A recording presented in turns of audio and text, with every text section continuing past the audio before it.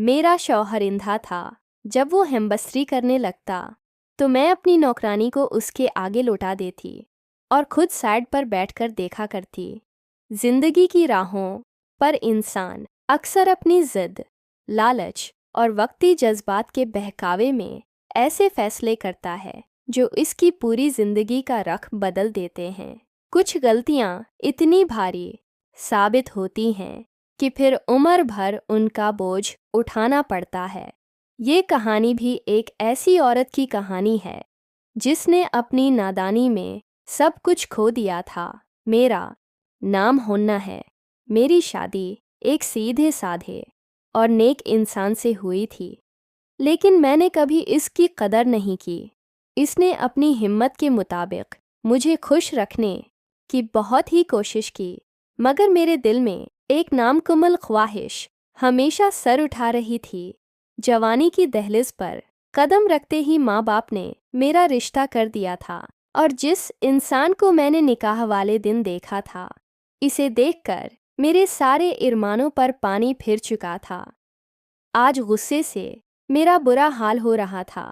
समझ नहीं आ रही थी कि क्या करूं। घर वालों ने मेरे साथ बहुत ज्यादती की थी।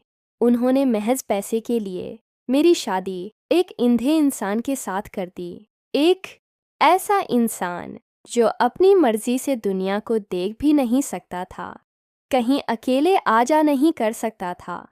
इसे मेरा हम सफ़र बना दिया था। उन्हें तो इस चीज़ का फ़ायदा हुआ था। इन्हें ज़रूरत को पूरा करने के लिए पैसे मिल चुके थे, मगर मैं कहाँ जाती। मुझे तो कोई रास्ता नज़र नहीं आ रहा था। मैं ये सोच रही थी कि दरवाजे पर दस्तक हुई। फिर दरवाजे के अंदर वो आता दिखाई दिया। इसके साथ मुलाजिम भी मौजूद था जो हर वक्त इसके साथ रहता था।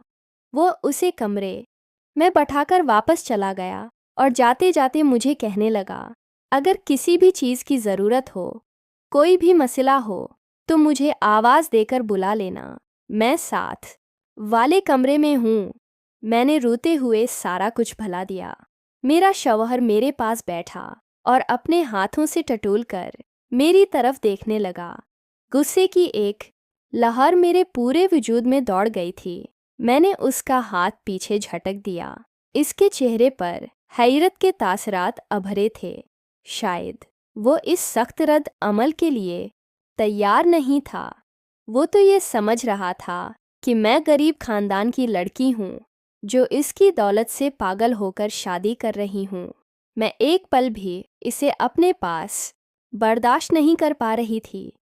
वो मुझसे बातें कर रहा था, मेरी पसंद नापसंद के बारे में पूछ रहा था, मगर मैं कुछ भी सुन नहीं पा रही थी। मेरा ज़हन यही सोच रहा था कि मैं इस इंसान से अपनी जान कैसे छुड़ाऊं।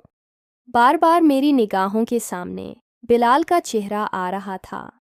तब ही मेरे जहन में एक बात आई और मैं उसे जल्दी से कहने लगी कि मैं अभी कपड़े बदल कर आती हूँ, आप इतनी देर में आराम करें।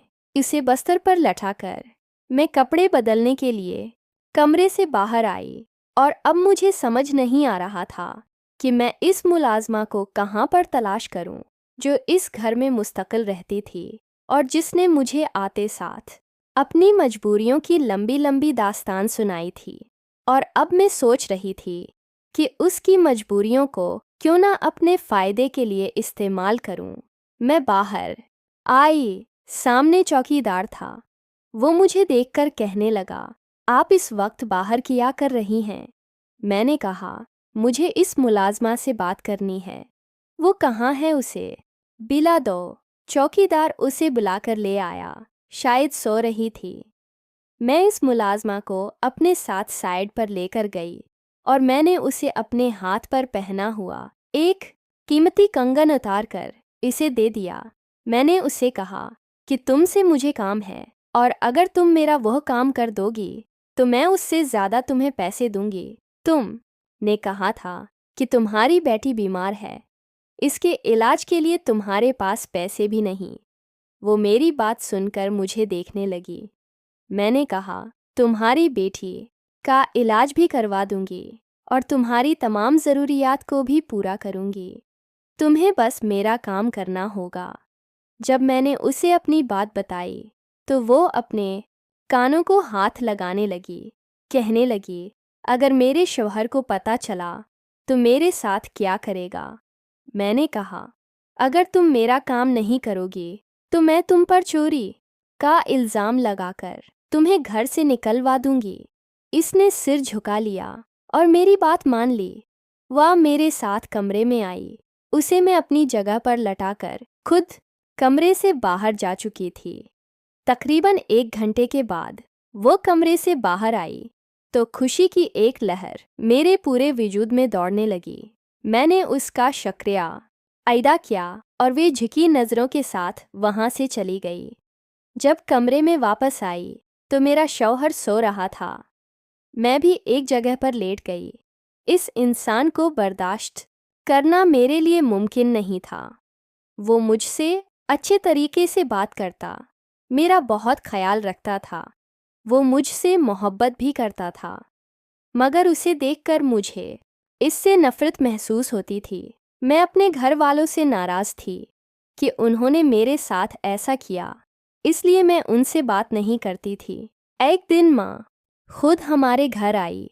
रोते हुए मुझे गले लगा लिया, कहने लगी, तुम इतने दिन से एक बार भी मिलने नहीं आई। माँ की बात सुनकर मेरा दिल भर आया। इतने में मेरा शौहर आया तो कहने लगा, तुम उनके साथ कुछ दिन के लिए चली जाओ। यूँ मैं अपनी माँ के साथ रहने के लिए उनके घर आ गई। फिर एक दिन मेरी बिलाल से मुलाकात हुई। इसको देखकर पुरानी मोहब्बत जाग उठी। इसने एक शकवा भरी नज़र मुझ पर डाली और दोबारा से वह अपने काम में मसरूफ़ हो गया। मैंने काफ़ी देर उसे नज़रअंदाज करने की कोशिश की, मगर खुद पर काबू नहीं पा सकी। मैं दिल के हाथों मजबूर होकर उसकी तरफ मुखातब हो बैठी। फिर उसकी शकवा भरी बातें सुनकर मुझे अंदाज़ा हुआ कि वो बहुत दुखी है। बिलाल को देखने के बाद मेरे दिल में एक अजीब ख्याल आया। मैं सोचने लगी कि इस ख्याल को तकमील तक कैसे पहुंचाऊं। घर आने के बाद मैंने अपने मंसूबे पर अमल करना शुरू कर दिया। वो मुलाजमा अपनी मजबूरी की वजह से मेरी बात मानने पर मजबूर थी। इस की तरफ से मुझे इत्मीनान था। वो मेरी ये बात किसी को बता नहीं सकती थी। दूसरी तरफ एक मुलाजिम था जो मेरे शौहर का बहुत ख़ास आदमी था। वो हर बात मेरे शौहर को बताता था, उसे रास्ते से हटाने के लिए। फिर मैंने ये मंसूबा बना दिया। आधी रात को फ़ोन करके मैंने उसे अपने कमरे में ये कहकर बुलाया कि मेरे शौहर की तबीयत ख़राब है। वो फ़ौरन मेरे कमरे में आया। मैं चीखने लगी। मैंने शोर मचाना शुरू कर दिया। मेरा शौहर घबराकर उठ बैठा और मुझसे पूछने लगा कि तुम्हें क्या हुआ है। मैंने कहा कि इस मुलाजिम ने मेरे साथ ज़बरदस्ती करने की कोशिश की। मेरे शौहर ने उसे फ़ौरन नौकरी से निकाल दिया। जैसा मैंने सोचा था बिल्कुल वैसा हुआ। फिर मैंने अपने शौहर से कहा कि मेरा दौर का कज़न है, वैसे भी उसे नौकरी की तलाश है, वो आपके साथ रहेगा, आपका ख्याल रखेगा। मेरी बात सुनकर शौहर कहने लगा, अगर तुम कह रही हो तो सही होगा। यूं भी तुमसे ज़्यादा मेरे साथ और कौन मुखलिस हो सकता है। शौहर की बात सुनकर एक पल को मैं शर्मिंदा हुई। मैं सोचने लगी कि मैं उनके साथ क्या कर रही थी और उनके मेरे बारे में कैसे जज्बात थे। मगर मैंने जज्बात को सला दिया और फिर मैंने बिलाल को घर बुला दिया। बिलाल इतने बड़े घर में आराम से रह रहा था। उसे किसी चीज़ की कोई कमी नहीं थी और यहाँ पर इसे मेरी कुर्बत भी मैसर थी।